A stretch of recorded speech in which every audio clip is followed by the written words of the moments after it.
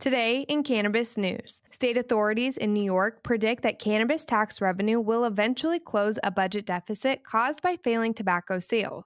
While Amazon reiterates its backing for legalizing cannabis in the United States, the corporation states that it has no position on cannabis regulation, permitting, taxation, or interstate commerce. And the U.S. House of Representatives approves cannabis financial institution safeguards for the fifth time. It's Thursday, September 23rd, and this is your Trichomes Morning Buzz. Broadcasting live from the Trichomes.com studios in Southern California. It's time for your Morning Buzz.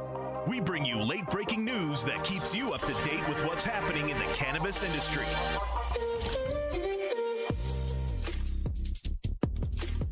First up, analysts have indicated that recreational cannabis company permit fees will next year generate nearly $20 million in revenue for the state of New York, according to an initial quarterly report for the fiscal year 2022 given this week by the state's budget director. By fiscal year 2025, cannabis tax income and licensing fees are estimated to generate $245 million as the sector grows. Simultaneously, cigarette tax money is predicted to fall further, from $972 million in 2022 to $852 million by 2025. The same pattern being seen in New York follows what is occurring across the country. Adults are consuming cannabis in greater numbers than they are smoking cigarettes.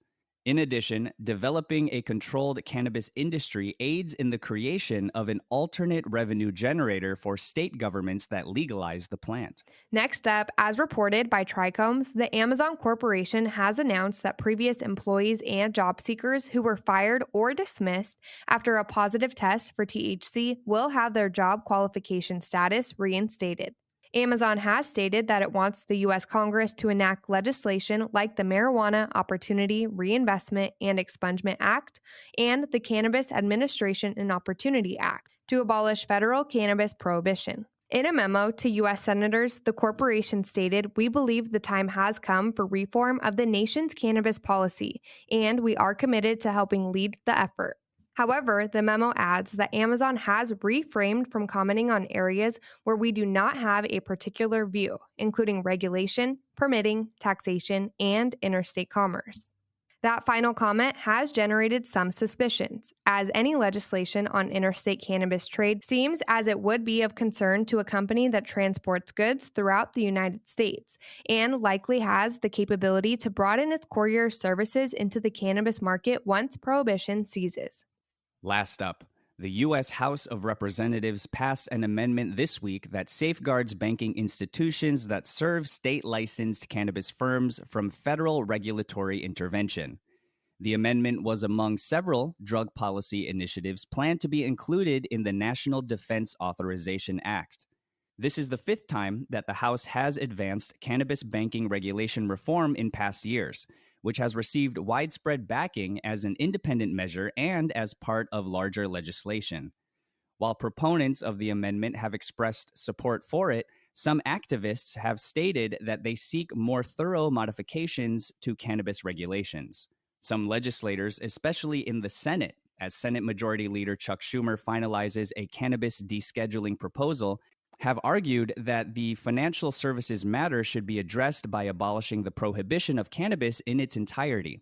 They contend that it is inequitable to approve industry-driven legislation that benefits corporations and shareholders while ignoring the effects of generations of racist prohibition policing, which must be remedied by equity-centered legislation. That was today's Buzz.